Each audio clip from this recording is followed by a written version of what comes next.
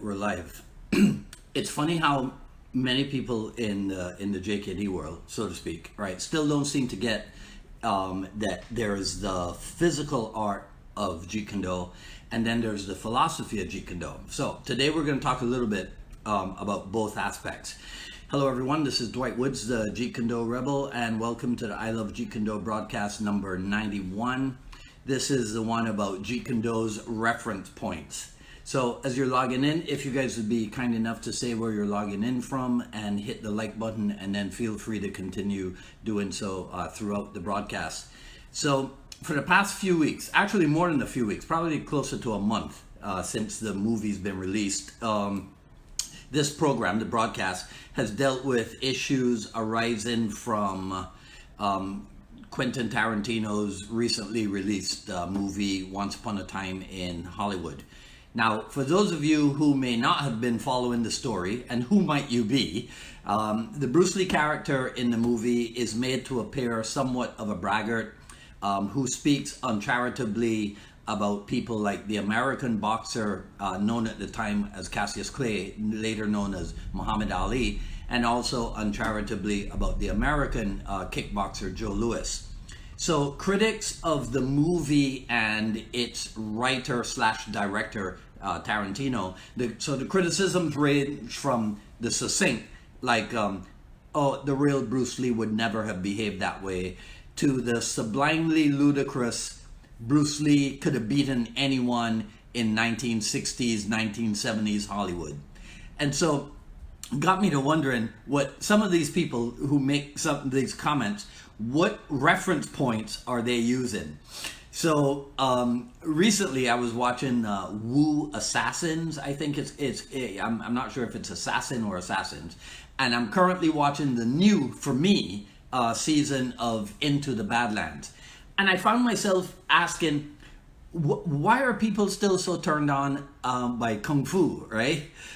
Because it's been I looked it up, it's been 52 years since the release of Jimmy Wang Yu's The One-Armed Swordsman, right? So back then, 52 years ago, Kung Fu was kind of brand new and people couldn't argue about it because there wasn't that widespread knowledge. But today, you have people behaving like they themselves are like Kung Fu experts when their reference points appear to be quite limited. So let's dial it back all the way to the physical art.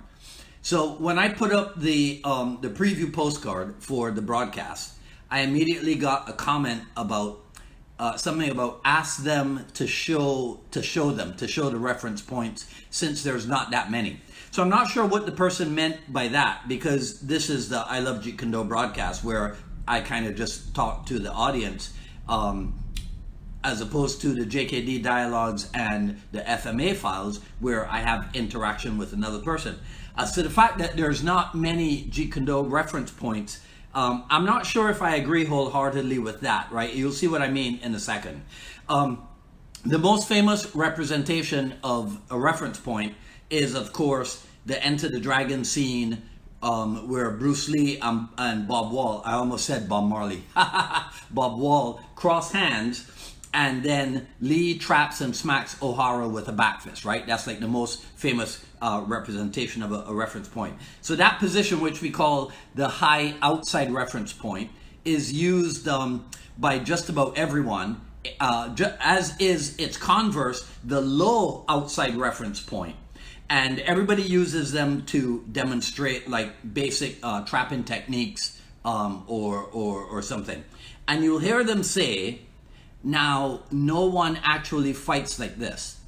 To which I say, then don't use it to illustrate a Jeet Kune training method or fighting method unless you go ahead and qualify why it is that you're choosing to use this particular reference point, right? So if you want me to show you a little video about how we use the reference points here at UMAA in Miami, just put in the comments or something, and I'll put a little video together for you, right? But to think that there's not that many reference points is untrue. Because here's the thing, right? So you have high outside reference and low outside reference. You just have to change the outside to inside. and you have 2 more, right? Then all you got to do is have one person switch lead, right? And then you have more. And then you have the other person switch lead. So then you have both people left lead, both people right lead, one person right, one person left, and then they switch, and the other person's right and the other person's left. And each of those, you create more high and low inside or outside reference points. And and that's just lead hand to lead hand. You can have a reference point that is lead hand to rear hand. And in any case, and then you also have to consider whether from that reference point, are you on the given end or are you on the receiving end? And then that's just single-handed reference points. What about if we have double-handed reference points as, like, let's say, for example, in like Chisao or something, right? Okay, so I say all of this because it's when you get past the limitations of your thinking about the physical art or your understanding of how to train the physical art, then you come to realize that just about every position is or can be a reference point. But that physical aspect wasn't really what I wanted to talk about today, right?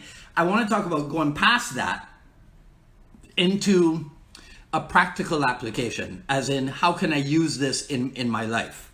So a reference point can be a starting point, it can be a midpoint, or it can even be a finishing point. In any instance, your question can be, what do I do now? Or where do I go from here? And in martial art, our choices are limited or limitless based on what skills we possess, based on the result of how much training we've either done or not done. And in life, it may seem similarly that our choices are limited, but that might not be true. It might not be how many resources do you have. It might be a question of how resourceful are you. So I encourage you to examine the idea of everything in your martial art training being a reference point. And you'll discover that in your physical art, this can be in your boxing, it can be in your kickboxing, it could be in your trapping, it could be in your grappling. Looking at it as entry technique, the reference point as entry technique, as follow-up technique, as finishing technique. And then likewise, take that and apply it to your life and examine everything as being a reference point. Starting point, midpoint, finishing point, a question of what do I do now or where do I go from here? So that we're putting the philosophical aspects of Jeet Kune Do to work. All right, okay, that's it. Sorry for the late start. We were kind of overdue for a technical mishap, right? So that's it. Feel free to share, like, comment, ask me questions if you want. I'll review everything after posting. Sign up for notifications for when we go live here on Facebook. And please, please, please subscribe to the YouTube channels for the I Love Jeet Kune Do broadcasts, for the Jeet Kune Do dialogues, and for the slow to get up and running FMA files. But it's coming, I promise you. Follow me on Twitter at Dwight Woods and on Instagram at Dwight D. Woods. At ilovejeetkunዶ.com. The Quick Skills Series Volume 1 is still up. Coming up on, August 30th, this Friday, Jeet Kune Do Dialogues episode with Jay Cooper of Calgary, JKD. That's at 6 p.m. Eastern Time. Today is a black and white or a gray day. There's a t-shirt. And I'll see you back here same time next week for another issue of the I Love Jeet Kune Do broadcast. This is Dwight Woods, the Jeet Kune Do Rebel, signing off. You guys enjoy the rest of your day. Take care.